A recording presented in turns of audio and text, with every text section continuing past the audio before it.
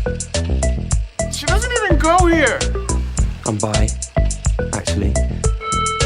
Excuse me. Could the ugly, untalented gays please report to the principal's office? Hi, I'm Kurt Hummel, and I'll be auditioning for the role of kicker.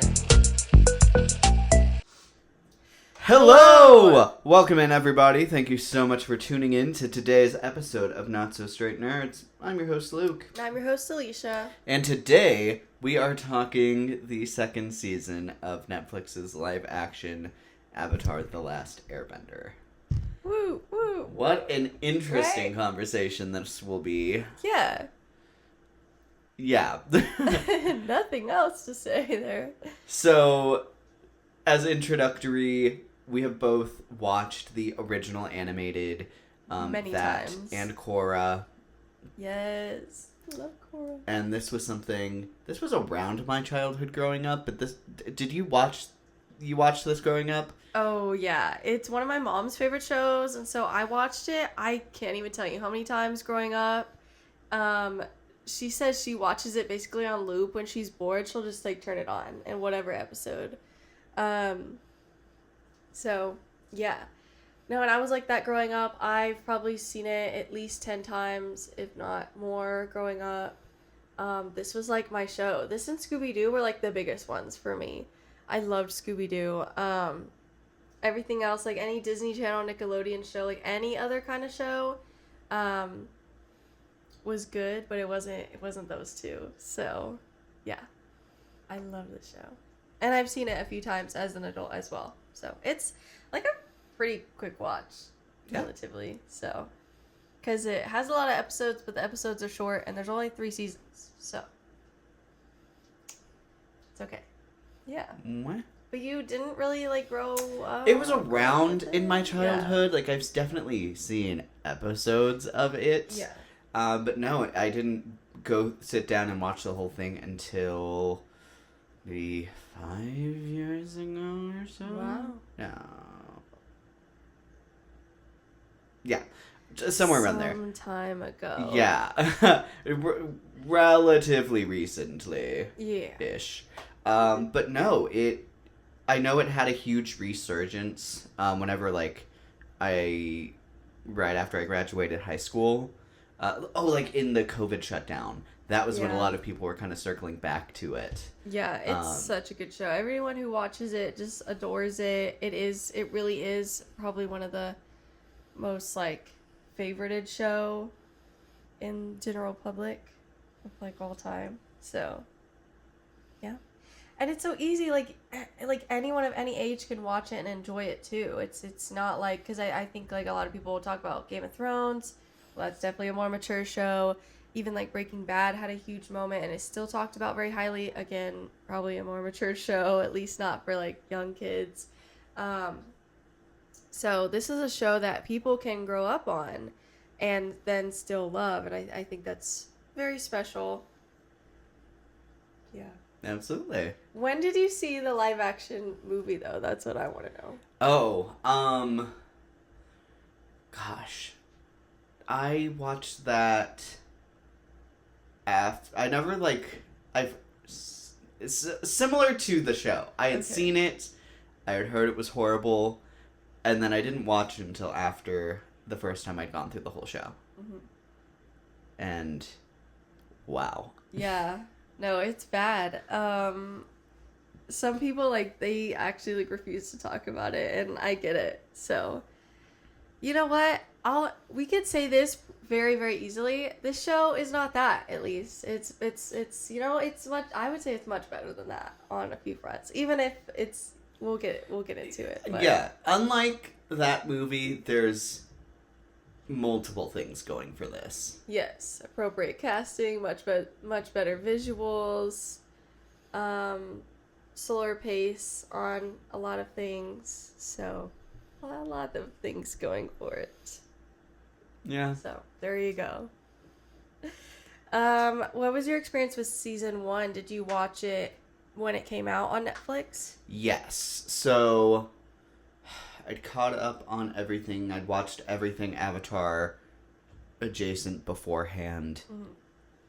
And then I actually watched through this twice Once with me and Cole, and then we rewatched it with a friend of ours.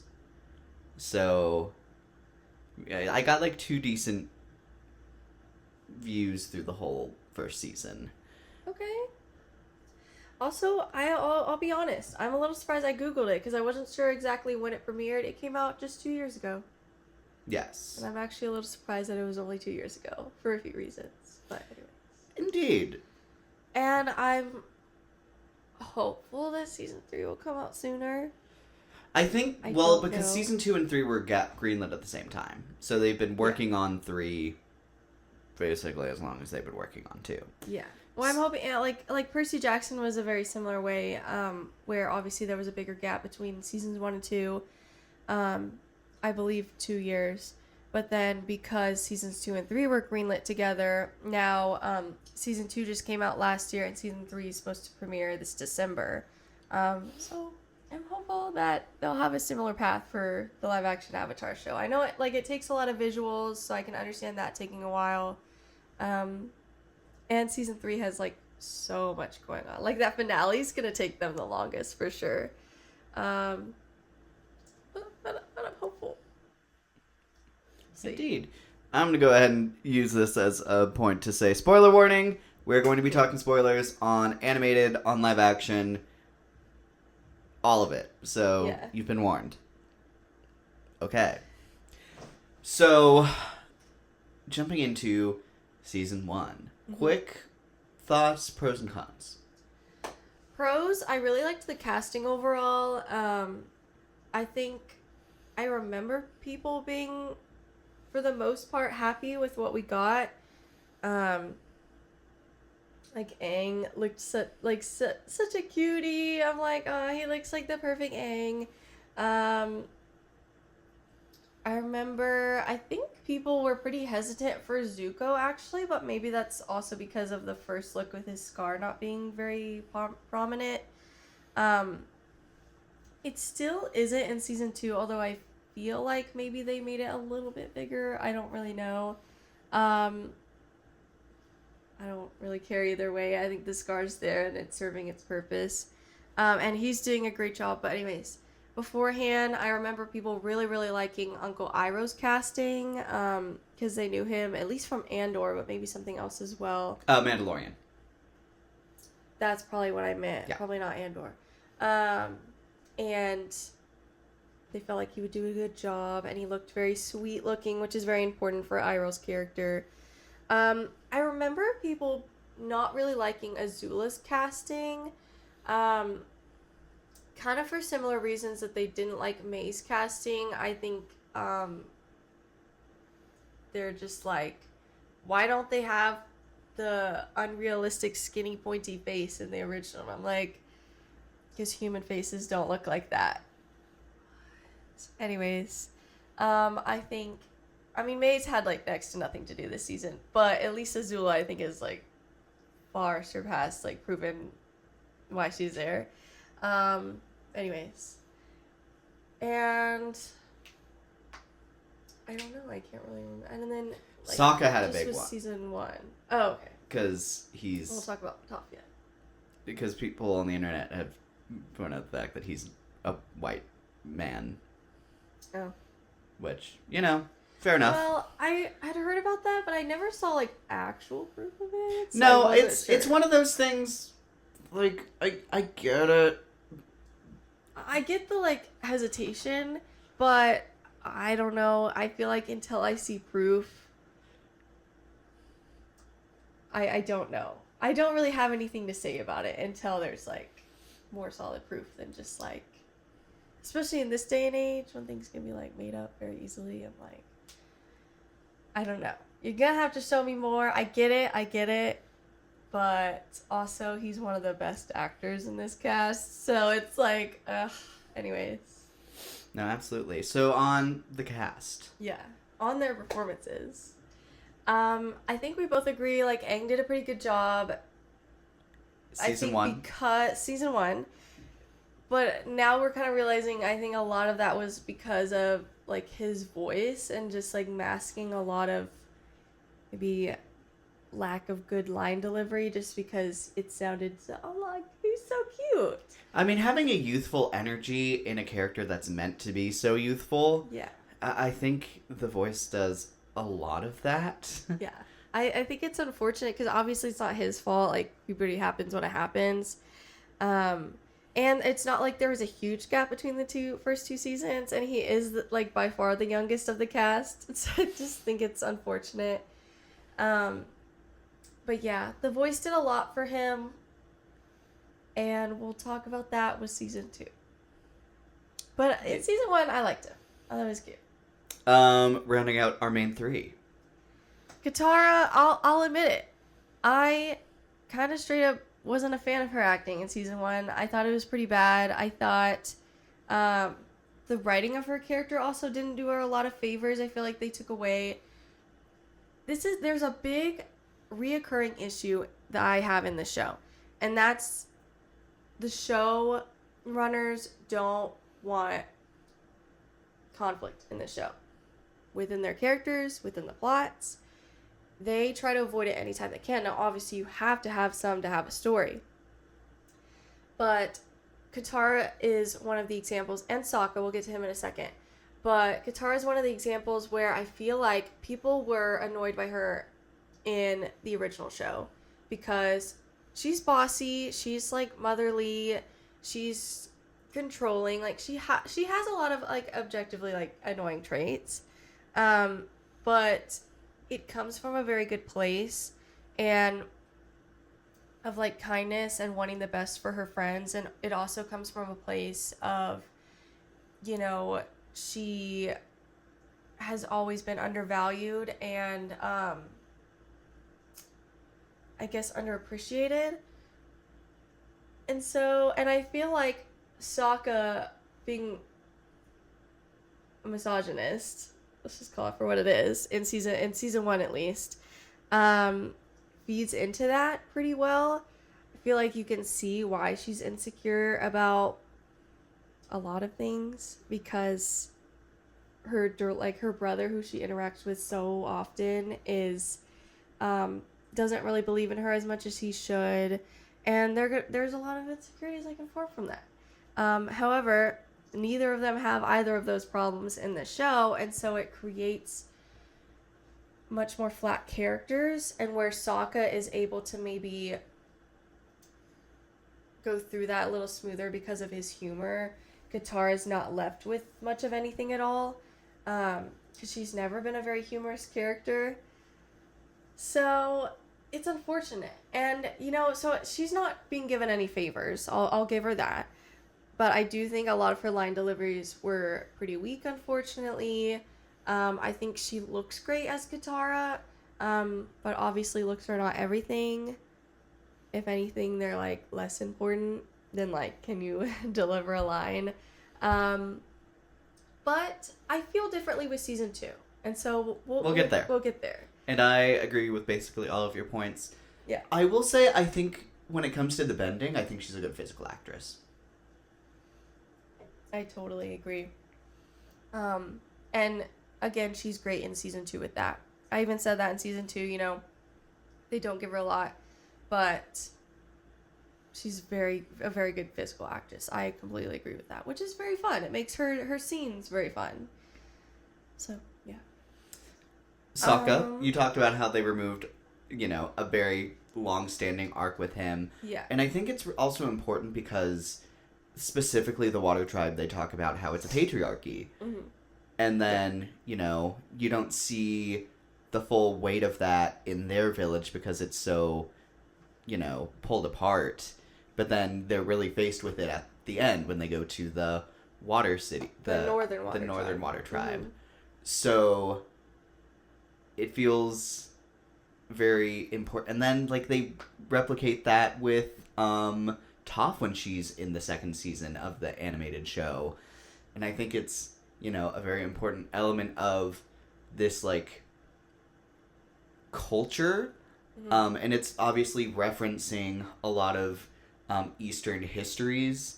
And I think that is a very important aspect to have, especially when you have strong female characters to, highlight that they're not in a place where that is encouraged or sometimes even like understood. Yeah. I And think- they're strong in different ways too. Like, obviously Toph is a very tough character. And so is Katara, but she's like, they're so like tough within their elements. And I love those differences. And I love that they highlight how much she is a healer as well, which leads perfectly to kind of how her character is in Legend of Korra. And I think with how Korra was treated by the fandom, this fandom could use a reminder on why misogyny is bad. Even if it would have been aggravating to see. I feel like some of these fandoms could use that reminder. Indeed. But, yeah. Tara and Sokka, right. Hilarious. Mm-hmm. Also, that guy has crazy chemistry with, like, everyone. Yes, he does. He really does. I agree with that. I think him and Yuri, that's the girl Yes. that becomes the moon. And then him and Suki, him and the professor or the scholar guy in season 2, like, he just vibes so well with anybody he interacts with in the show, and that's perfect. And I think even outside of, like, romantic chemistry, I think the friendship chemistry that he has with the main cast, he also, like, I feel that from him. He Yeah. feels really... That actor, I think, is really good at forming those connections with other characters and finding fun dynamics that feel different with everyone. Yeah. And that's... I think that's a credit to his acting ability. Yeah. Because I agree. think clearly the script is not benefiting anyone in that regard. Yeah. I agree. He's doing a lot of heavy lifting that is not originally given to him. So. And Zuko, round out our big four. Yeah. Zuko's doing a great job. I think he is definitely one of the highlights that people are talking about overall, even more than our main three. And I think he deserves that. I think he does a great job because Zuko is such a complex character. He's very, very hard to nail. I think more than most characters in that show. And he's killing it kind of the most out of everybody. And he's doing great season 2 as well. He shows the conflict very well. Him and Katara always have quite a lot of dynamics happening and like parallels happening with their characters that they're continuing to highlight in this show. Now, we'll talk about how successful that has been in times later. But they are highlighting it. They are trying and they're remembering it, and I think that's good. I'm glad they didn't just like forget it.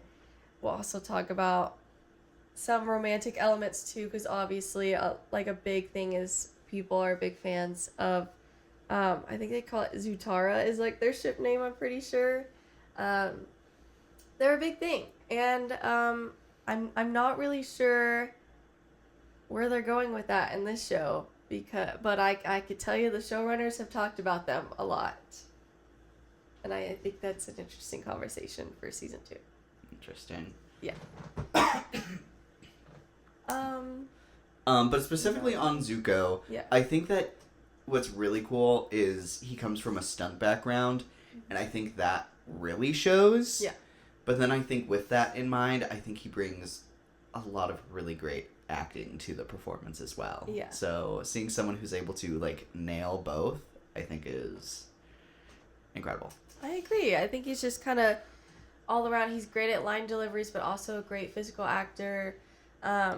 He's great at expressing like darker emotions, but then having funny moments too. Like I think of his line delivery when Azula is like, "I'll capture the Avatar and restore my honor," and he's like, "I never said that." He's just like, he's great at being funny too, which is very important for season 3. He has a lot more funny moments. Hi, Zuko here. He's That's gonna eat that. me. He's gonna eat that. No, but even then, I feel like he's always been a very funny character, like very unserious. He's I love... unserious because he's too serious. Yes. Which is such a fun dynamic.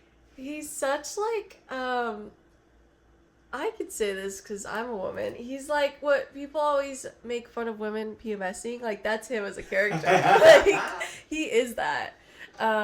He is that stereotype as a man. So, and I love that, especially in season 1. He's very like, he got away and all the fire comes up. I don't even remember if they did that in the live action, but I remember that in the animated.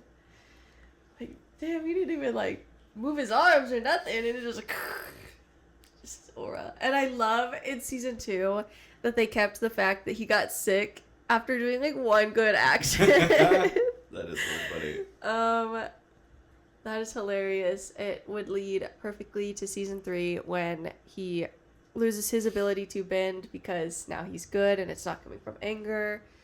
Yeah, I think they're doing very well overall by him and his storyline. And I'll take it. I wish they were doing well in other areas as well, but Zuko is like one of my favorite fictional characters of all time. So I feel good about what they're gonna do with him in season 3 as well.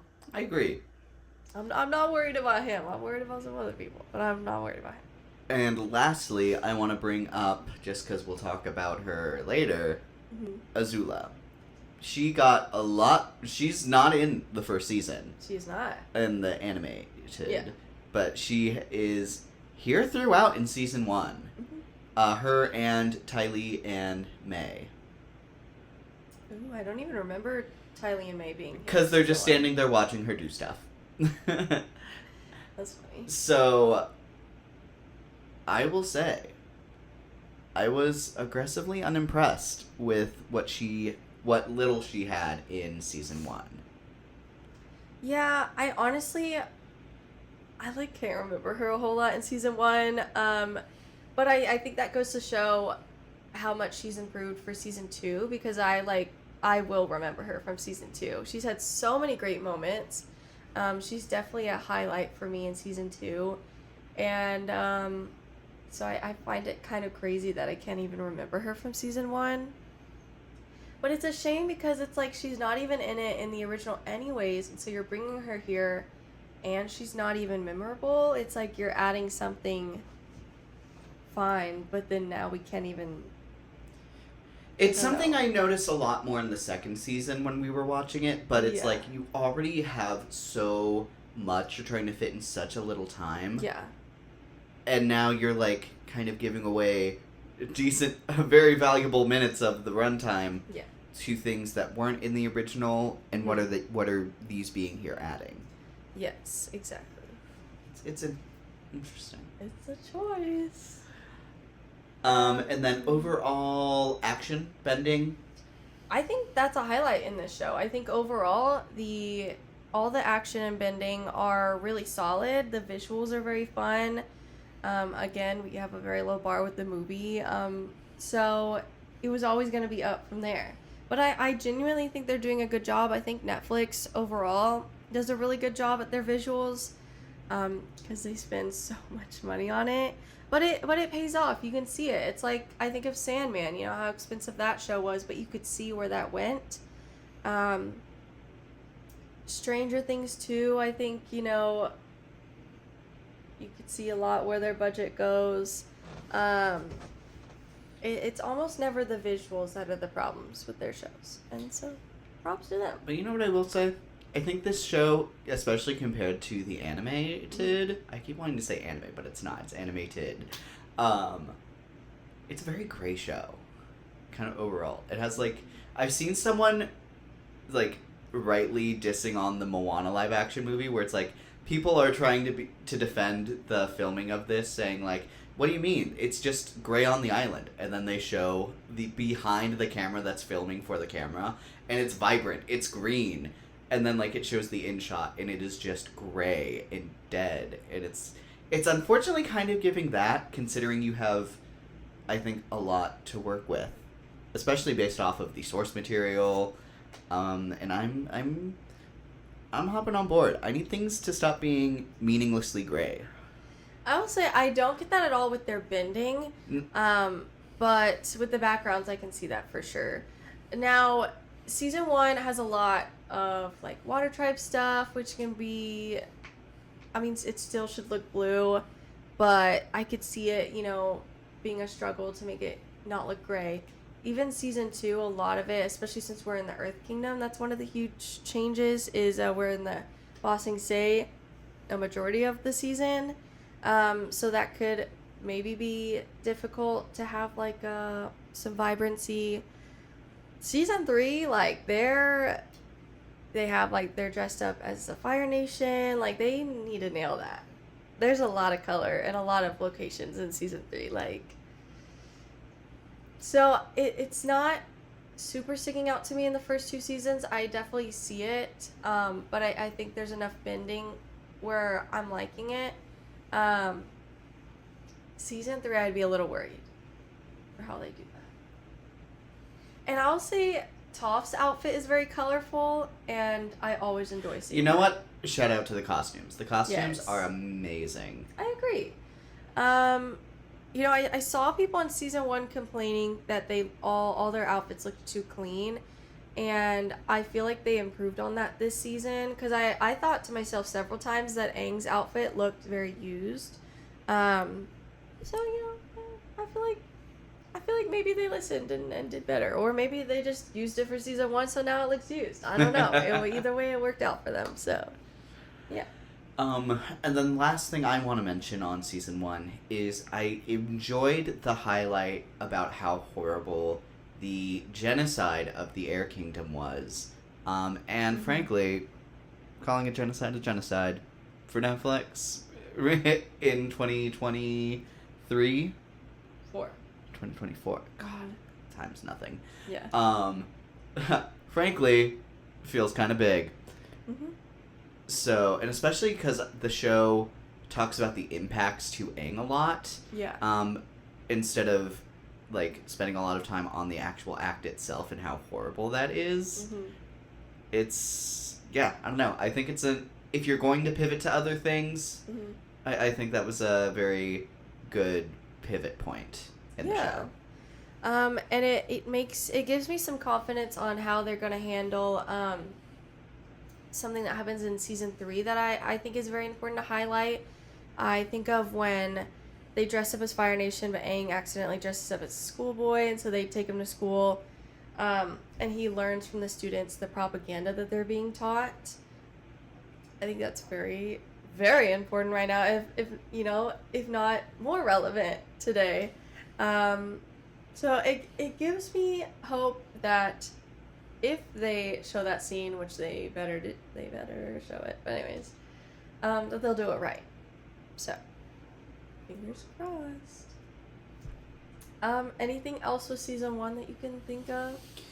I have one big complaint, but do you have anything else? I think those are all of my major thoughts from leaving it. Oh, the Avatar state was still pretty cool. Yeah. Like the original anime in season 1, whenever we were exploring the Avatar state, it was my favorite kind of stuff. Yeah. Even if I think the show, it was a highlight, but I don't think as big of a highlight as it was in the animated. Yeah. But yeah, that's my thoughts. Go on. My biggest thought is the fact that he didn't learn waterbending in season 1. Fair. And for what? And then they do like a Montage. I don't even know, like less than 5-minute montage in the first episode of season 2 to be like, yeah, he learned it. Crazy behavior. That is like a very big con to me. That's like your one job, is each book he has to learn the different elements. I'm like, season 1 overall is pretty solid. You got some acting. You could improve on your visuals, maybe your costume. I feel like overall, they do a pretty good job. I think there's more good than bad for me. Yeah, in season 1. Yes. Sure. Man, that is a big con. That is just like, who approved that? I don't know. I have no words. That's just insane to me. Like, I can't believe so many people approved that. I don't know. That's the big con. But anyways, he does learn it. They show it very quickly. Very brushed off in season 2. So season 2. Yes. So, what were your expectations going into this? You know, with just the trailer, before it came out, I thought Azula looks great. The bending looks great again. I thought Toph's actress and design and everything looked pretty solid. Now, I remember people, and myself included, were complaining that they were talking about how she's going to be into makeup and all these other things that she's, like, very, very against in the animated show. For those who are worried about that, I would say, like, okay, first of all, I don't even know. Makeup is so little to nothing in her story this season that I don't even know if we're supposed to, like, acknowledge that she's clearly wearing makeup, because it might just be a part of her design. It's not like she's waking up, oh, I'm so girly, I'm putting on makeup. It is not that at all, and I do feel like the way they talked about it was damaging to the reputation of how this is going to go, because they were very, like, she's not the Toph in the show. Like, they were doing too much. They were misrepresenting who she was going to be this season anyways. I'm like, you're doing yourself a disservice by saying she's so different. She's not. She's like, I mean, she's not. Nobody's gonna be the original Toph. But She's her and Zuko close. are like the closest to being ripped right out of the animated. I agree with that. It's like, y'all are doing yourself a disservice by being like, yeah, she's wearing makeup. She likes makeup. She's from royalty. I'm like, Here, I almost... just don't say anything. It's just, like, a part of her design. Yes, she's clearly wearing full face makeup. You could see the foundation, the blush, the eyeliner. But it looks cool, and it looks, like, subtle enough to where it's not, like, oh my god, I'm into makeup, you know? And it's never mentioned in her as a part of her character at all. So... I don't know. They should have just not said anything. I don't know why they said anything. They did too much for no reason. Anyways, Absolutely. so don't worry about that. She's adapted pretty well, I would say. Other expectations? I don't really know. I remember being excited for Ty Lee and May, that they were gonna have a bigger part. Mm-hmm. Which is true. Yes. We'll get to that. Zuko's new haircut. Everyone's always excited for that he no longer has a ponytail. He looks great. I don't know. I can't really remember what was in the trailer. But I feel like overall I felt good. I felt pretty good. It was like, you know, I'm not excited to see certain people act and deliver lines. The biggest thing I haven't mentioned yet is Aang's Grossberg. Yeah. So sorry, King. You're so much taller and your voice is so much deeper. You had, like, the Percy Jackson effect, except unfortunately this is all supposed to, in the animated show, happen within, like, a year or, like, even one summer, I think. Where versus Percy Jackson at least has a year. And he is, you know, a boy who hits puberty. Like, that could make sense. This does not make sense, unfortunately. It's not your fault. It's nothing you can do. I will say, I think in the first episode they talk about how they've been there. His waterbending took a lot longer. Yes, than it did in the animated. It's like animated. a year difference. So they add that in, which, I mean, I guess they. Sure. To my surprise, apparently they've never said when the comet was coming. Which I thought there was an understanding pretty immediately that, like, hey, Aang, you have, like, a couple of months to get all of this bending down and defeat the Fire Lord. Yeah. So it feels really weird to me that never got said in season 1. Well, That almost, like, I almost, like, can't believe that. Mm-hmm. Well, and that's the whole thing. It's so rushed in the original show, how he's supposed to learn all these things, that... before Zuko tells him, hey, my dad's, like, gonna burn down the Earth Kingdom on the comet day. Before he knows that, he's like, I'll just fight him after the comet. That's how, like, rushed it is. And in this show, it's like, okay, well, now that you've had, I guess, years to learn this, it's like, are we gonna have that? When the Day of the Black Sun comes, he doesn't sleep for like 3 days beforehand because he's so stressed about it, because he's not ready. He doesn't feel ready. But now it's like, you've had a lot more time. So, still, I mean, yes, like, you're still a kid. So maybe they just changed that conflict.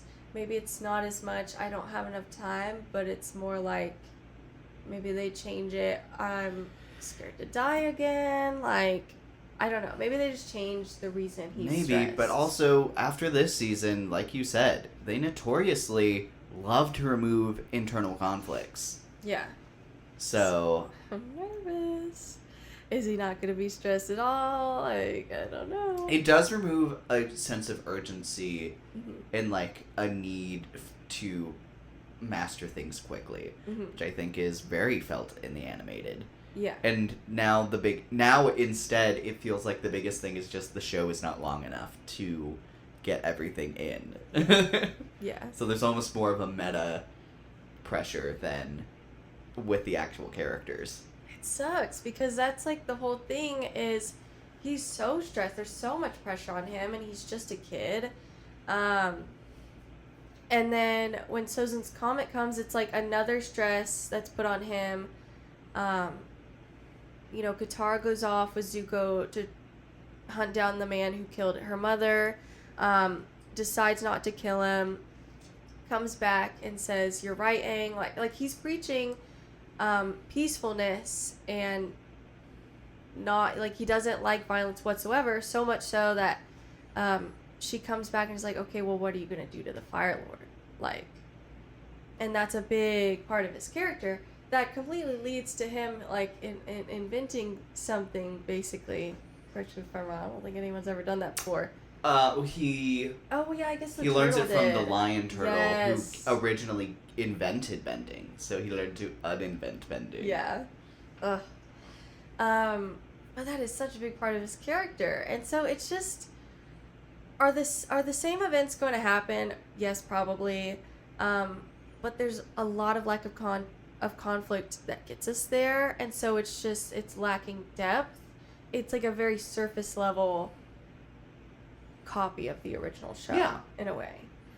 Which is disappointing because I feel like it's hard inevitably when you have an adaptation, especially one that's from something so well known and so loved.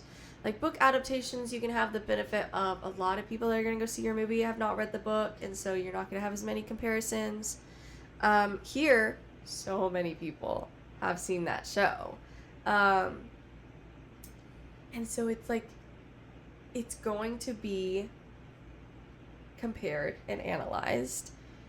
So it's like, no, we don't want you to make a carbon copy of the original show, but also we would like you to maybe elevate certain parts rather than just change it for seemingly no reason and taking away any conflict.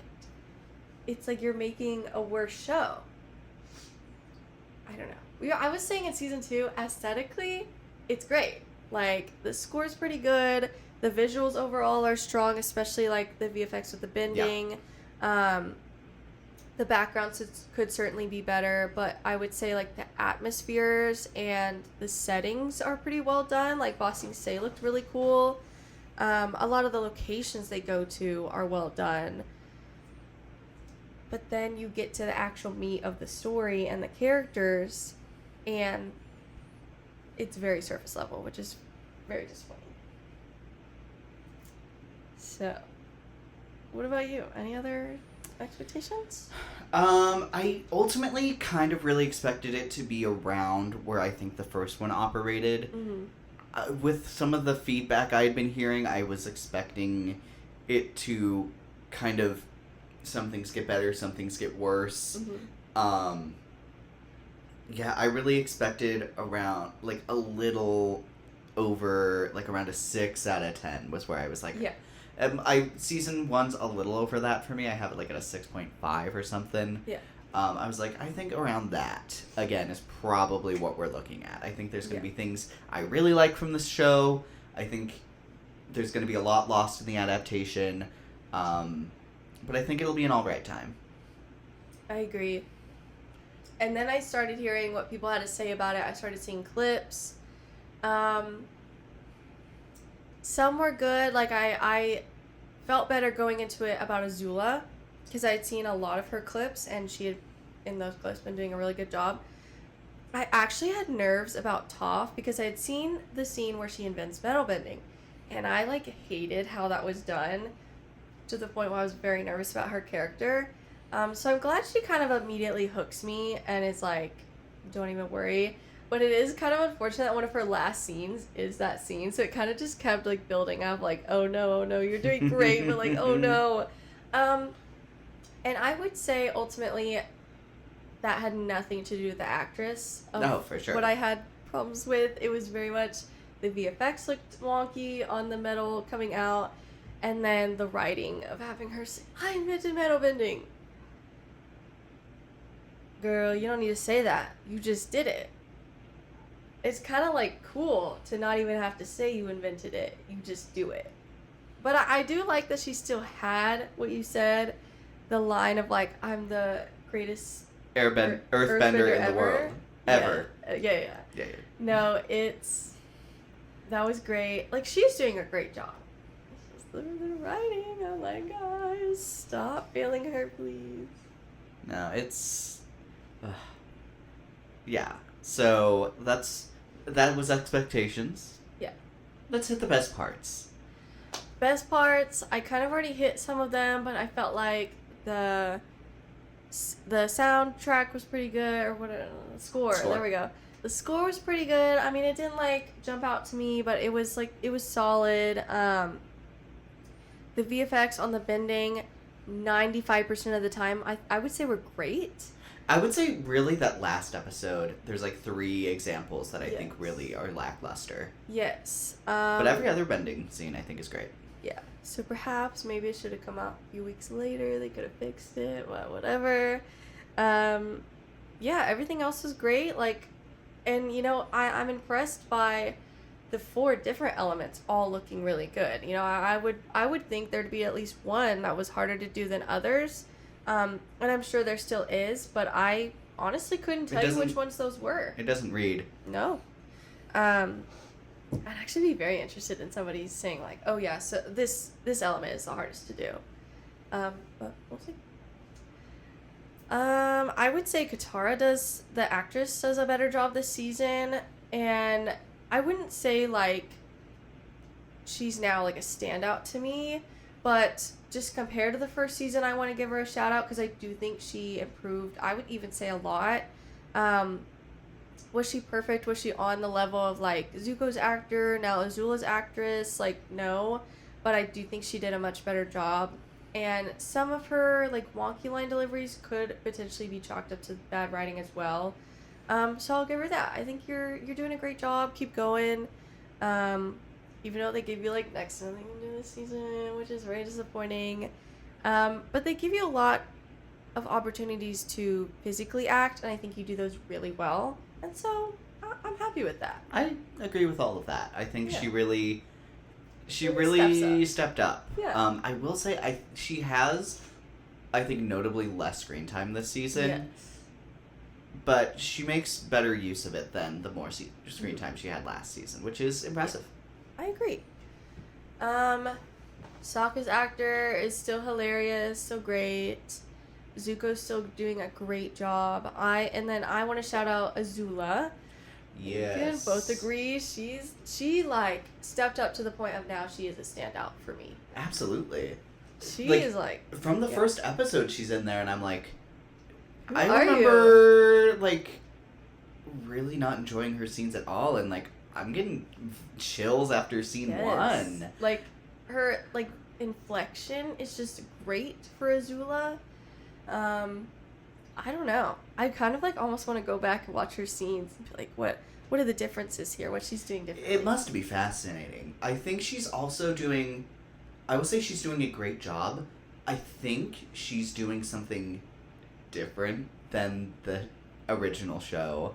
I think because Azula is very, yes, I think both characters share a lot of traits, Yeah. but I think she's representing a lot more class and, like, I don't know, it's a lot more coldness than, like, intense crazy. Yeah. Even though she still has times to have that bleed through. Yeah. And it's really cool to see. I agree. And then her acting around with the nails that she Mhm. has. Whoo! She is eating those up. Yeah. The design, like, they killed her character design. I loved it. I like her hair and the nails and the outfit, just pretty much everything. The makeup, I think, complements her whole design very well. Like, when she did the hand thing, her nails, I'm like, you killed that. Because her nails are very prominent in that scene in the Mhm. original. And so I was like, okay, you ate with that. Yeah. I think she's doing a great job. She's awesome. They add more to her character here in the second season than is in the second season of the original. Mm-hmm. And I remember us being like, example, we see a lot more of them disguised as the Kyoshi warriors in Ba Sing Se. Mm-hmm. And we were like, what a weird thing to do. That was an amazing gag in the original show, but then they just show up and then they do what they came here to do. Yeah. And then here you see them have a lot more stall time, Yeah. kind of just throughout the entire show doing different things. Because they're in Ba Sing Se for so long. Like, guys, you don't even get there in the original show until, like, I think halfway through the season. And we're there by, like, episode 3 or 4 here. Yeah. Which is, I guess, halfway through the season. Which is crazy.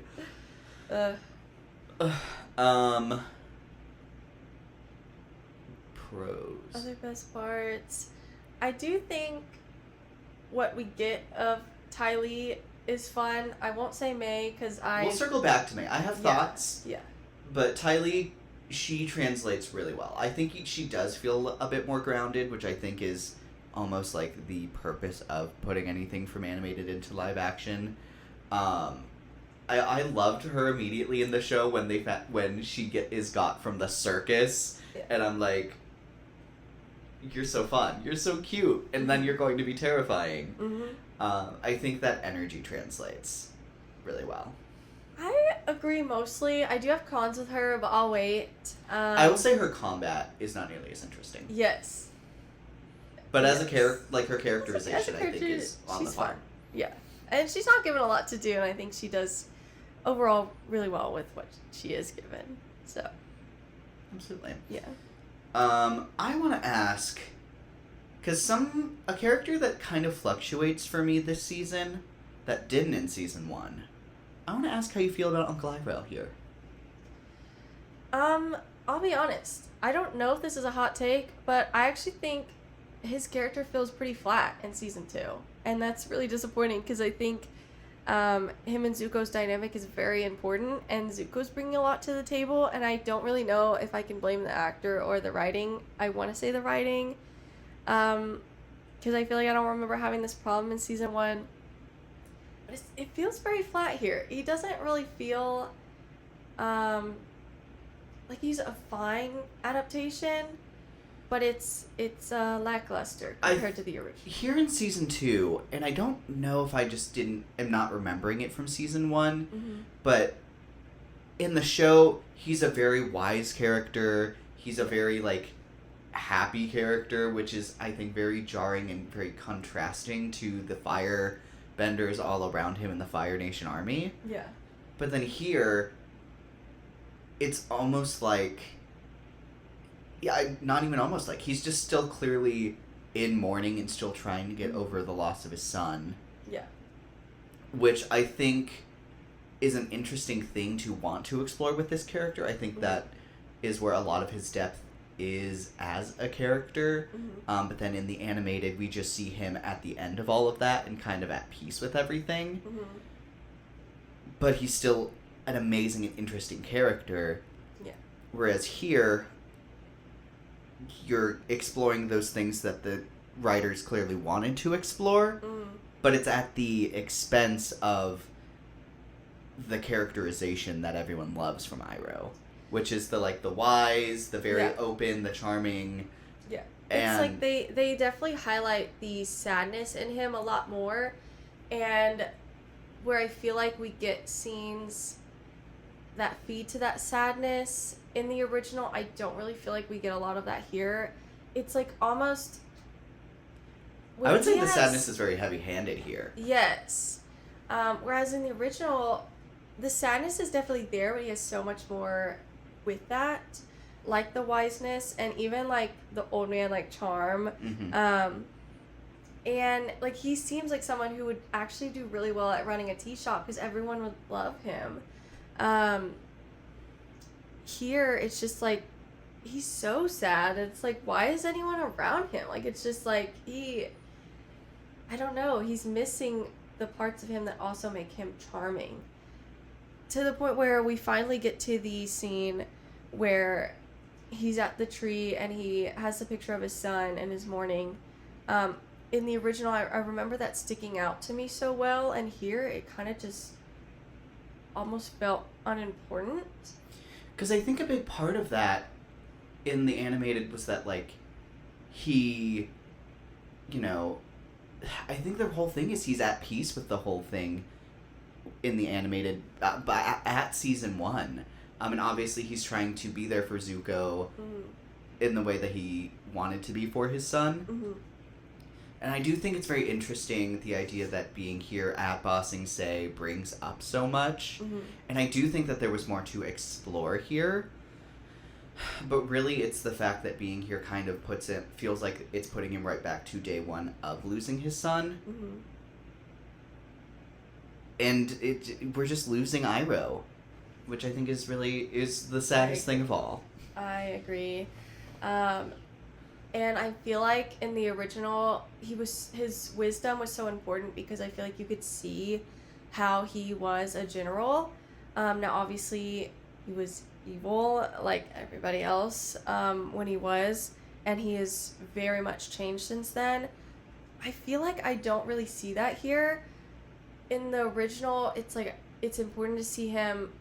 Yes, he could make a really good general because then in season 3, when he leads the White Lotus gang to take back Ba Sing Se, that makes sense. Like that is such a full kind of round out to his arc. Is he's stepping into a role of general again or leader again, but now it's for good and to defeat the Fire Nation instead of like aid it. Here I'm like scared of what that scene's gonna look like. Is he even gonna lead that team? Because we're missing the wisdom part of his character. And I think he still has wisdom. I think it's just like the overwhelming charm of Iroh that to me is really missing. Like I liked his scene in this version between him and Toph, which they also have in the original. So I'll give him that. It's not completely lost. It's just again pale compared. It's just like that's like just so like the first thing you think of or feel when you think of Iroh as a character. Yeah. And that's just aggressively not the case with this live action counterpart. No. I think completely on the script, because I think that actor nails the parts of the script when it calls for that. Yeah. And I think that's even a bigger bummer that they're just not letting him roll with it. I agree. That's why I'm like, I don't even want to blame him. I want to blame the writers. So, we'll see. That's why I'm like, I'm scared, because I also really love the scene in season 3 where he trains to break out of prison, when him and Zuko make up. Like, those are 2 very vital scenes for me.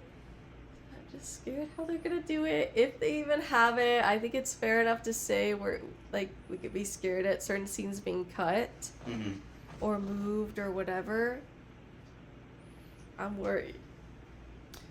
Ooh, other pro, and maybe my last major one. I love Zuko's like dream sickness vision. Yeah. I thought that all was super cool. Ooh, and I love his new blue spirit mask. I think that thing is so cool.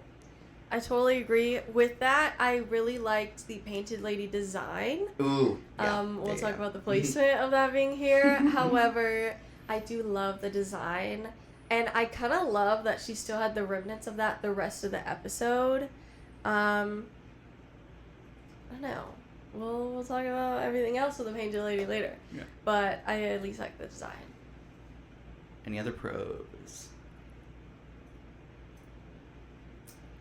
And the owl looked cool in the library. I agree. The visuals within the library were good. Yeah. The serpent looked cool in the Serpent's Pass.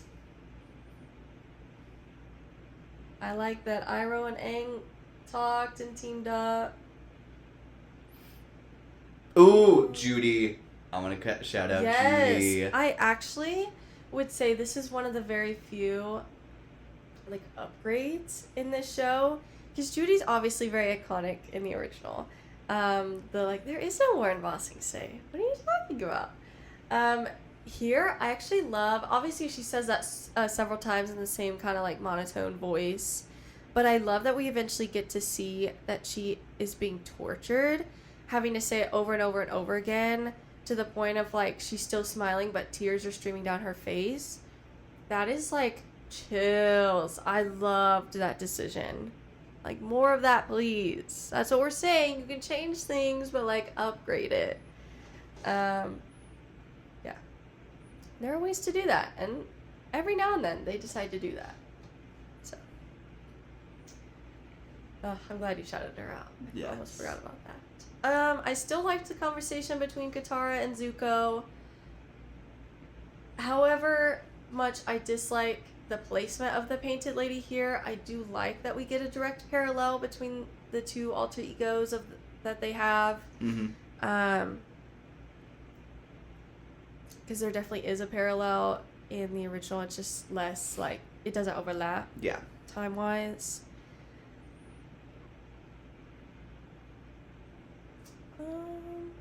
Yeah. Yeah. I don't know. So cons. Yeah.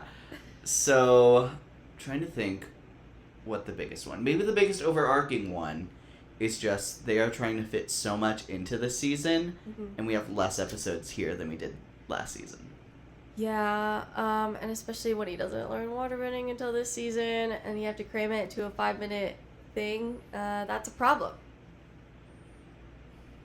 Yeah. So, they rushed Toph joining the gang. It wasn't I don't know. aggressive. I feel like those first 2 episodes, beyond the fact that he finally learned waterbending, Sure. I feel like the pacing of those were pretty okay for me. Like, considering it's trying to do a lot so fast, I feel like after that point is where I'm really like, gosh, we just are not breathing after this. The second they're like in Ba Sing Se in the 3rd episode, we're like, what? There's so much. Like, the swamp thing happens, although that happened last season, fair enough. The library thing happened before, because then the whole reason they end up in Ba Sing Se is because they find out Appa was kidnapped and moved there. Jet's involvement is pretty much solely for him to know the layout of, what was it, Lao Sing Se or something like that? Lake Lao Wai. Yeah. So he can know the layout of that and help them find Appa, and then he dies defending them. That is such a good way for his character to end, and they do not do that at all in the show. Because obviously, like, you know, Jet sucks in the original too, okay, but it's purposeful. It's not like he sucks because he's like, ugh, he's here. Dude, like, here, it's like, what are you doing? Season 1 of the animated show, certified Jet hater. Oh, but yeah. I was really moved by his death in the animated. Yes. I think his presence through death here, nothing. Complete nothing. No, absolutely. It's so frustrating. Yeah. Then, on the kidnapping of Appa, can we talk about that being like the most like one of the most impactful parts of the overall animated show, and then Like- just a nothing element here. I hate it. I hate rewatching that in the original. Like, it guts me every time I watch that little segment of him gone. And then it's so sweet, the little interactions he has with so many different characters, the Kyoshi warriors helping him, and giving him hope to, like, keep going. I think I want to say Zuko even interacts with him at some point, because I thought he, like, is the one in the blue mask that, like, lets him out of the thing, if I'm remembering correctly. And he has no interaction with either of them in this version. He's not even trapped that long. They minimize how much it affects Aang and how much he blames Toph. I mean, those elements are still present, but they are smaller. I don't know, it's just kind of it's a nothing burger. It's just disappointing. Because I was asking for that the whole season. I was like, well, they better still have that. That's like one of the most emotional parts of the show. And then they finally do, and I feel little to nothing. Well, it's just like, okay, so you're kidnapping the Sky Bison to keep them in the city, but then it's like their spirits are out of their body. Like, why can't you just move them to prison if you're able to get Appa there so fast? Yeah. Bizarre. I don't know. Momo's little thing when they have all the different episodes, but then Momo's is trying to find Appa, and then eventually it ends with him finding the footprint and laying in it, is like... And then we get that right away. Like 2 seconds. And I'm like, guys. We don't get Katara and Toph bonding with the spa day. We get her and Iroh, which is fun. But it's like, I loved that little segment. And then isn't Sokka the one that goes to the poetry reading? Not Toph? Isn't that what he does in his little episode? I think so. I think so too. Because then it aids, it's one of the many things that aids towards him, realizing his toxic masculinity and, like, letting go of that. It's one of the many things that helps with that. And he's just there for Toph's involvement of the poetry. And I'm like, why is Toph here? The gang doesn't get chased by Azula with the big drill or whatever. I don't We even don't know if it's get a drill any at the giant time. metal machines. No. They literally talk about the giant metal machines as a point of confliction for Toph. Mm-hmm. But then we don't ever get to see any of them, and I'm pissed. The battle for Ba Sing Se with, like, Toph breaking the giant metal, like, machines is so cool, especially after she just learned metal bending. Mm-hmm. Ugh. And, I mean, we get her learning metal bending, but we don't get anything else after that, so...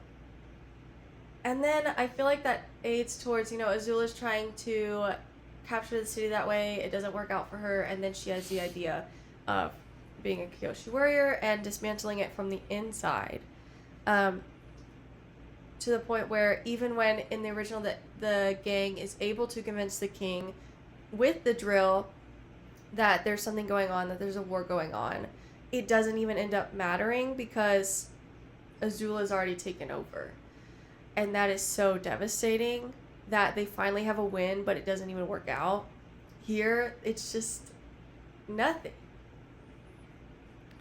I think the king is kind of bad, is really bad here. Because at least there's, like, Pretty a, like, bad. clueless whimsy to him in the first show. I understand he's more grounded, but there's no whimsy at all. No. That performance just aggressively doesn't work for me. So flat. And it's just nothing. And then having that cause the conflict between the gang. In the original, you can be like, oh yeah, they're super sleep deprived, and so they're getting on each other's last nerves. And I feel like that makes sense why they end up fighting. They just, like, blow up. Here, it's like, why is it that big of a deal? So many of them, it's like, why is it that big of a deal? Toph's thing, her parents selling the weapons. Okay, they're super rich and powerful people. You didn't think they were doing anything dirty? And also, she didn't do that. I thought we've already established that she's not her parents. And then, I don't even remember. Katara's like, painted lady. you're saving people on the streets? You're saving... How dare you? Yeah. What? I was like... You're not helping anyone by healing the sick. I'm sorry. Like, I'm pretty sure Aang of all people was the one to say Yes. that. And I'm like, you're the most empathetic person here. And again, if you're sleep deprived and not thinking straight, maybe you would say something like that. But you're not. You're like totally fine here, physically. And he's the one that's gonna... I'm like, what on earth? Maybe it would have made more... Ooh, this could have maybe been good. Because doesn't Aang know in this version... I know he knows in the original. But doesn't he know in this version too that Zuko is the blue spirit? No. He doesn't? No.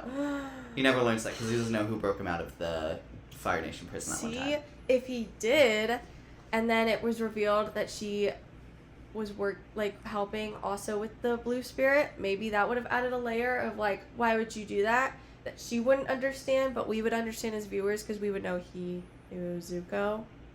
That would have made sense. He was mad about it. But that couldn't even happen because he didn't even know. I don't even remember Sokka's thing. Oh, trusting the professor when they betrayed him. Let's talk about the professor. Dude. I'm sorry. You're going to build up a wonderful little vibe between him and Sokka and have him be a scholar. And then he just dies because he betrays them instead of...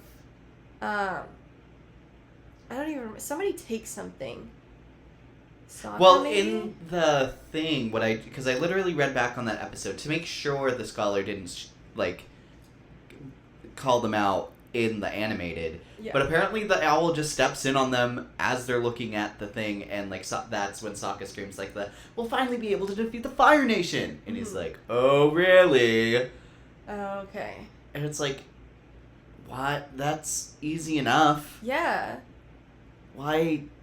Who cares? Why couldn't he stay? That was so almost, moving that the scholar decided to die with all the knowledge.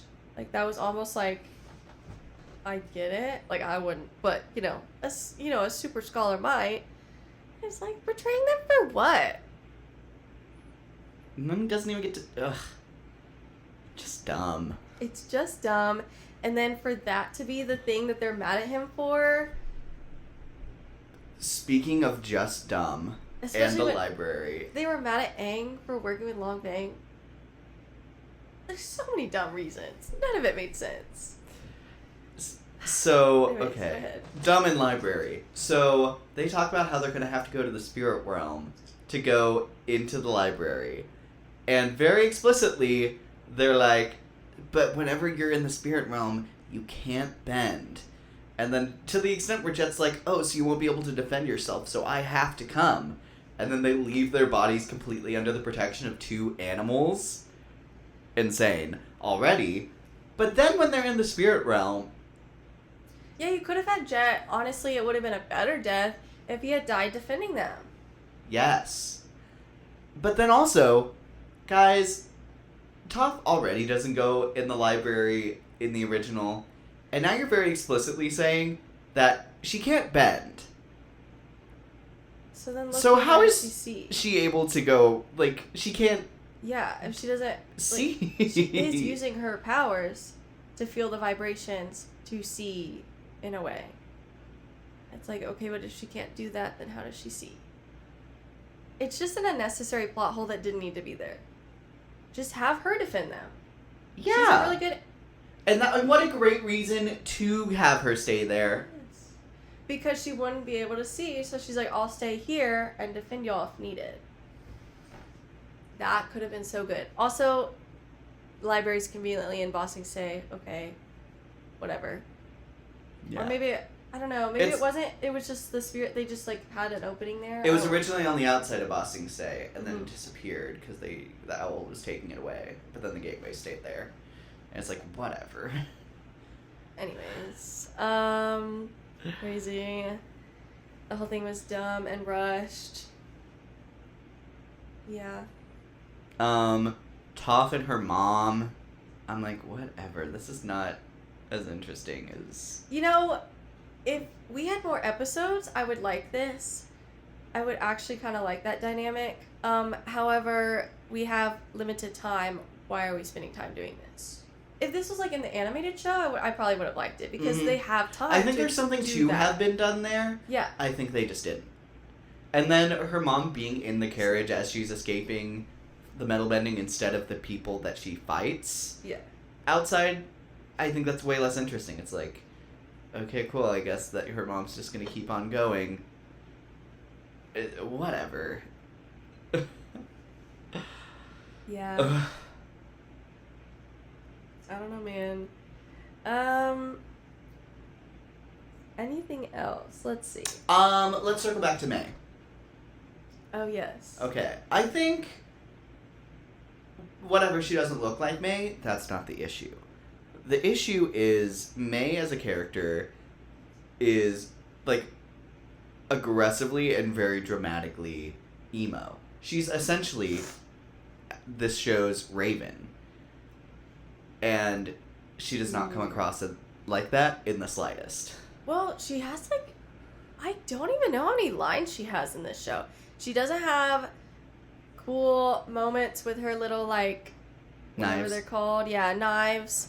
I mean, obviously she uses them, but it's like, I don't even remember seeing a knife this entire show. It's like She was throwing them anytime that she was fighting. Well, yes, of course, but there are ways to use your camera to maybe, like, highlight them. I feel like in the show I remember seeing them and, like, they were everywhere. It was scary. And here it's like, yeah, I see your arm moving that you're throwing them. Where's the knife?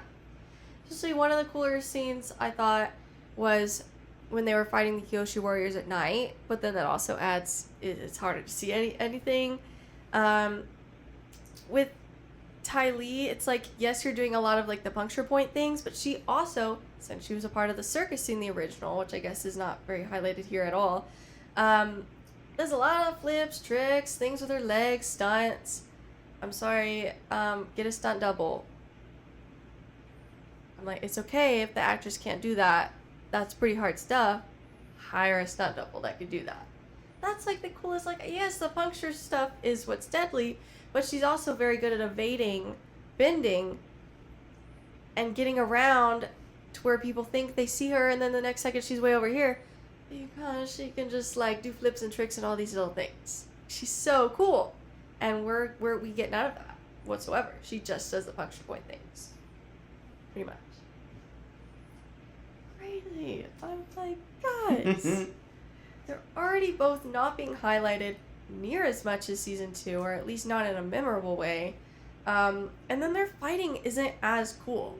Ty Lee's is at least somewhat present. I would say May's is, like, next to nothing. And her knives are so cool in the original. Like, the knives and her personality are such a fun combination. Mm-hmm. I think in the animated, like, both characters' fighting sets and their personalities make them pop. Yes. And the personality is being carried for Ty Lee, and there's just nothing left for May, which is really unfortunate. Yeah, I agree. Ty Lee's is definitely still there. Like, she'll definitely still have her funny moments, like, hello again, or whatever. Like, she has cute little line deliveries. But, yeah, May has, like, next to nothing. So it'll be interesting with, like, the party scene, or the, I guess party scene, the beach, where they're at the beach, all of them. Maybe just to see if they highlight her, like, at all. Because let's remember, Zuko's supposed to like her and then one day potentially marry her. I'm very worried for that chemistry. I know. I'm like, guys, what are we doing here? So let's speak of chemistry. I want to speak on Katara and Aang's relationship. Because let's also remember, showrunners, they're also supposed to end up together. You already took away their cave kiss scene, whatever. I can maybe chalk that up to the fact that Katara's actress was an adult and Aang's was a minor. I get it. That's probably a good choice. Although you don't even really see them kiss in the original. You just know that they do. So you're going to still film that. Anyways. Because they wouldn't actually have a kiss. Anyways. However, then one of the other most iconic scenes was the guru that teaches Aang about chakras and to find like connection to the avatar state again. And he rejects that when he senses Katara's in danger, which leads to the reason he dies in the second season. It's because he's distracted by Katara. He tries to let her go, but then is distracted and then is killed by Azula. And then none of that happens here. There's no guru. There's no talk about chakras. There's no talk about Katara being a distraction whatsoever. He just kind of like gets shot in the chest. I'm like, at least in the original, you get shot in the back because you're not even seeing. You don't even like she's behind you. It's like of all the avatars. No, I mean, I guess maybe it's a new thing, but like no one had anything against lightning. Bananas. Like, guys, what are we doing here? To the point where I'm like, are they even going to end up together? Because they're also soft launching her joining the Kyoshi Warriors, and that also does not happen. And like, what's happening? Because I love a good Katara and Zuko ship as much as the next person, but ultimately, it's one of those things, kind of like Kylo Ren and Rey, where I'm like, yeah, they're cute, but it's kind of like because they don't actually happen, it's like, yeah, they have chemistry. It's like, but then they're like, but what if we make it happen? And you're like, no. I was just joking. Like, yes, obviously they have chemistry, they have parallels, like that's kind of the point of their dynamic. I still don't think they should end up together. Let's not have a serious talk about that. Guys. Whoa. No. We were just joking. We were just having a silly, goofy time. Just do and movie then rules. now y'all are like, but what if we change the ending? We're like, no. Let's not do that. I'm honestly a little scared that that's where we're going. It feels like they're aiming to make some bold changes to the ending, and I'm like, guys, like 2 of your bold strokes in this show have paid off to any dividends. Yeah. Oh, one of the last positive things I'll have to say, which I forgot to say earlier, was I did like the conversation between Zuko and Azula in the finale where they talk about their mother. I appreciate that clearly Azula is still not as empathetic, for sure. But I appreciate that they are showing more of how her mother and that dynamic was affecting her, because that's very important in the original, how her mother, she felt like she was viewed as a monster, so she became one. So I like that we're still getting that here, and I like that we're getting the direct parallel between her and Zuko as well. Yeah. I agree. I liked that conversation. That was one, like, I'm glad we're here spending the time doing this. I appreciate this conversation. It's not very long, but I think it's good. And it makes it, to me, make more sense that then he joins them. Because that conversation happening right before he has to make that decision, I think it makes a lot more sense. I agree. So, yeah. Shout out in that episode to the 3 horrible bending scenes. Metal bending, which probably would be the hardest, because the texture stays the same on the metal. It's just like being like flexed and bent. So I understand that being difficult, but also I feel like what they were trying to bend here with the cage didn't look all that difficult compared to other metal bending scenes would be. So like we're on to a rough first step. Like, I'm nervous to when she has that iconic scene in the Sozin's Comet group of episodes where she walks into the door and it becomes like a full body thing. That's so cool, and I'm nervous because then she also like goes up to the ceiling and gets more and like does all these things, and I'm nervous on how that's gonna look. Absolutely. And then whenever Aang covers his body in crystals, ooh, and honestly, he did that with Rock earlier in the season too. and I thought that looked fine. Well, I had the idea in both scenarios that the helmet of it all was ruining it. The crystal more so than the stone, but I also had that thought when the stone was there. I was like, ooh, I like everything about the helmet.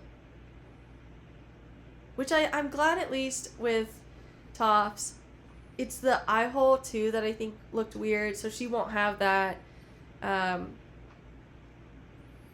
guess we can look forward to that. I don't know. Maybe that's what's ruining it. I don't really know.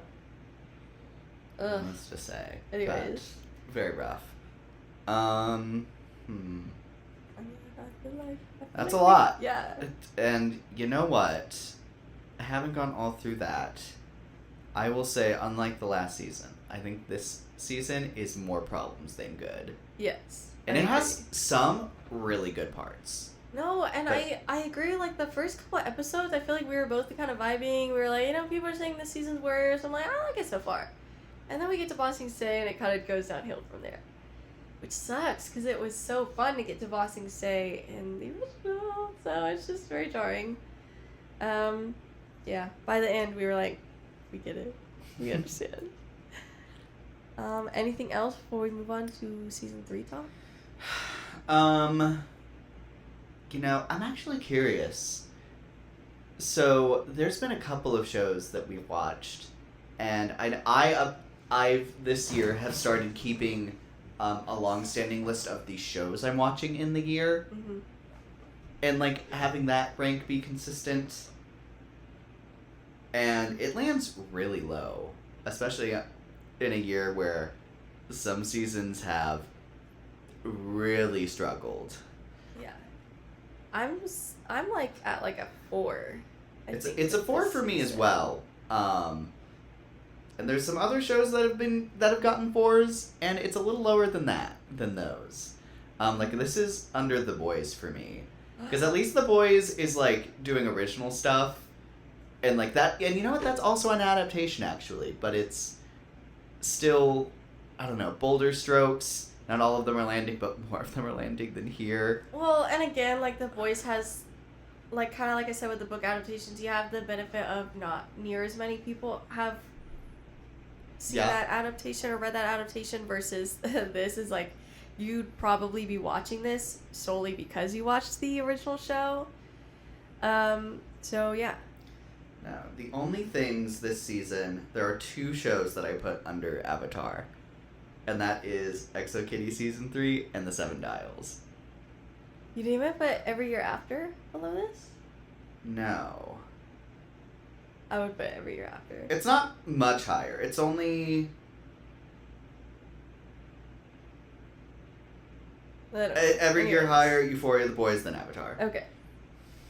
Dang. Yeah, I get it though, because it's like, at least with some of those others, like, they're original or like better adaptations. If they are, so yeah. This is pretty low for me. Yeah. Especially for the Wow. standards I came in expecting. I don't know. Well, and it makes me scared for season 3 because I feel like that's the one they need to nail the most. And I don't have a lot of confidence, so we'll see. Absolutely. Season 3. But speaking of season 3, we wanted to highlight kind of the bigger things that happened that season, slash the things that at least I want to see. I wrote down my thoughts. Feel free to add to it. Surely. So, and most of this should be in order when it happens in the original show. Not that that means anything in this adaptation, as clearly. One of the first things is Azula gives credit to Zuko for Aang's death. He realizes she has ulterior motives. Duh. Anyways, Zuko, let me roll. Anyways, he's a silly, goofy guy. I hope we still see that. Avatar gang, they dress up as Fire Nation and goes to the school, learns about the propaganda. I think that's very important. Now, obviously, later they have like a party with all the kids. I'm okay, we don't see that. But I do want the school and the propaganda part. Yeah. Because I think that's very important.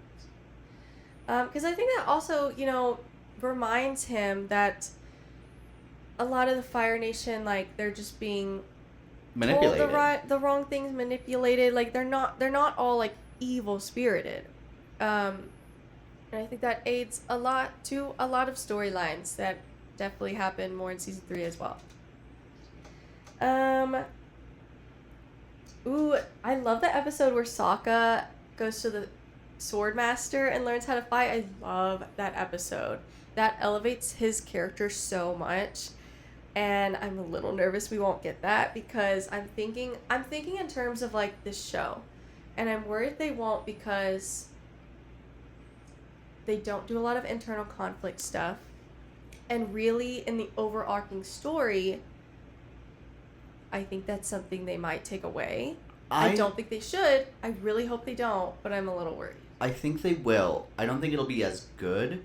But Sokka, I think, is really highlighting the, like, human element of this world really well. Mm-hmm. Like, he's in there trying to learn how to be a Kyoshi warrior, a scholar. It's true, I think that this is his element, like, the biggest. Like, it almost feels like the swordcraft element is what I think is inspiring his, like, exploration of non-benders in the live action show. Yeah. I would be very surprised if that was not here in some degree. Yeah. Obviously, it won't take an entire episode like it did in the original, but I do hope it's still there in some capacity. Iroh bulks up to escape the prison. I love that scene. That's awesome. I'm scared to see what they do in live action. I know. Is like I actually gonna bulk up? Because if so, good for him. Yeah. Give him the Hugh Jackman treatment. And then the girls plus Zuko vacation. I don't think that will be near as long as well, but I really, more than anything, I just want the fire pit scene where they have a lot of talks and dynamics with each other. I don't care if there's like the party afterwards that pretty much just happens to show like Azula's trying to be normal and fails to be. Zuko tries to flirt with May and gets jealous, and that's a conflict. I don't think they need to touch on that. I really need the fire scene though, like the fire pit scene. Ugh. Then Zuko is paranoid that Aang is still alive and hires the assassin, which they later named the Combustion Man. I need him to still be in there, and I actually am kind of excited for him. I'd be surprised if he wasn't. He's crazy. Yeah. And we see someone else have combustion abilities in Korra, so it's notable. Yeah. Ooh. More than quite a lot on this list. I need the Roku and Sozin flashback. Yes. One, because I just love that episode and how it's done. But also just because that's how Zuko learns that Roku is his great-grandfather on his mother's side. And so he's kind of like directly a descendant from like two sides of a coin or whatever. And that just aids his internal conflict so much more. He is like directly from a very evil and a very like the Avatar. I need that in my soul. I need him to find that out so bad, and I need that to be shown. Ugh. The bloodbending, definitely need the Puppet Master episode. Like, if they miss that I think is one of the bigger things I could see them leaving out, and that's gonna piss people off, including me. Yeah, that is one of the most iconic scenes. It's devastating when she has to use it, and just like it just ends in her like sobbing. Now I could see them shortening that, like maybe having less of her kidnapping all those people and everything, but I really still hope we obviously get that. Mm-hmm. And then I hope we still get the flashback of her learning how to do it, because I actually think that's also one of my favorite scenes, is learning how she learns to do that. The Day of the Black Sun is definitely going to be kind of an entire episode thing, because it's part 1 and 2 in the original show, so they're definitely going to take their time with that, and they should. Because I think that's also when, correct me if I'm wrong, when Katara and Sokka meet up with their father again, and he helps them. There's a lot of people that help them on that day. I just can't remember who versus. So it's comment is like everybody. Everybody's there. So who's also there? The Day of the Black Sun. That episode, I think will be really good. I'm nervous on how Aang's actor is going to deliver the deprived element of it all, if that's even still there.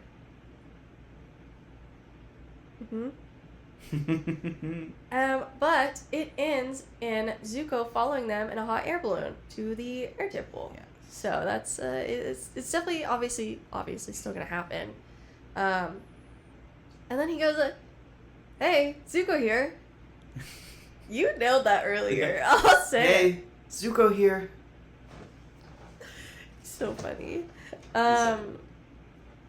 Yeah, and I'm excited for that episode. I think that'll be at least half an episode of him catching up to them, joining them, and the firebending thing. I honestly wouldn't be surprised if that's an entire episode where he because he has somewhat of an episode with all of them. Obviously, the biggest ones are him and Aang and him and Katara, because I think those are the most important for him to bond with. But then he also does have moments with Toph and Sokka.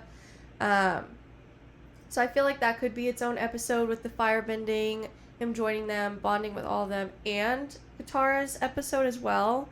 I could see that being a later one, because then that leads into like, okay, how are you going to defeat the Fire Lord then?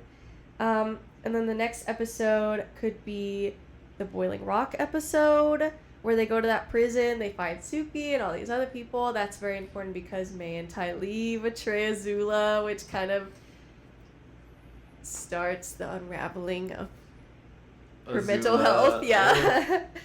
That could definitely be its own episode. That's 3, like, they need to be their own episodes kind of thing, at least. And then Sozin's Comet needs to be at least 1, but I think they could just make that a longer episode. I don't think they need to split it into 2. I don't even think they should. Yeah. Just make it an hour and a half, 2 hours. Let's pull a Stranger Things. I think that works for that. Last episode. What do you got to lose? Yeah. And the play. I need the play to at least be half an episode. Like, at least 30 minutes of content. At least. Because there's so many good jokes with that. But there's also, like, that adds to... what are you going to do to the Fire Lord? Because if you don't kill him, he'll kill you. The training sequence with the watermelons, and then he's not taking it seriously, so Zuko's like, fine, I'll kill you. And he's like, oh my god! They're like, Zuko's turned bad again. I love that entire sequence. Yeah, there's a lot that I'm like, you really can't leave out. I could see, like, maybe the Sword Master...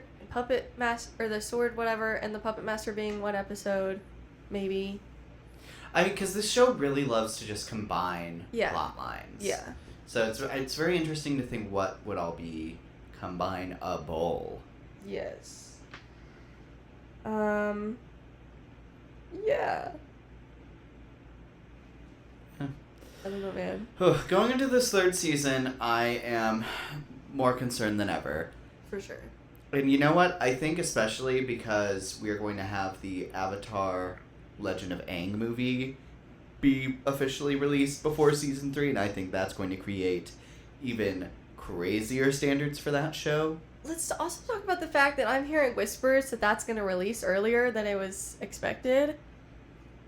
Like, they're going to shadow drop it. And like, Paramount, this is why you can hardly be trusted to exist, even less have Warner Brothers. Hand it to somebody else. But it's like Sony with Spider-Man. I'm like, hand it to somebody else. So anytime you have your hands directly involved in it, it sucks. Give it away. The ranch way. Anyways. It's so bizarre. But you know what? This, being back in this world, it reminds me how much I really want a great Avatar game.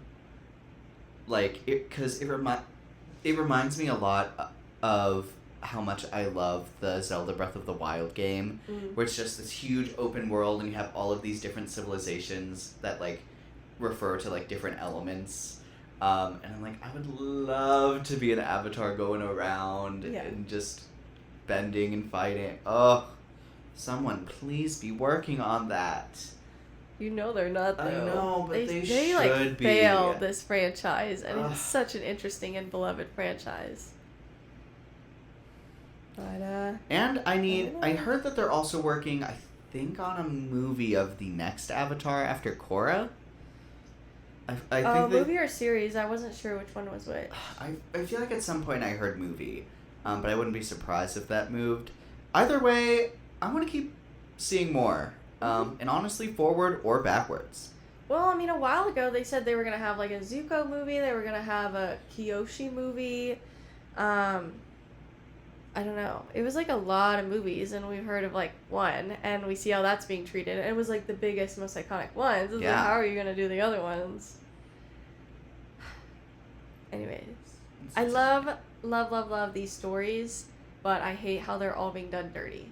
So, we'll always have the original. Yes. But yeah, I hate to see it.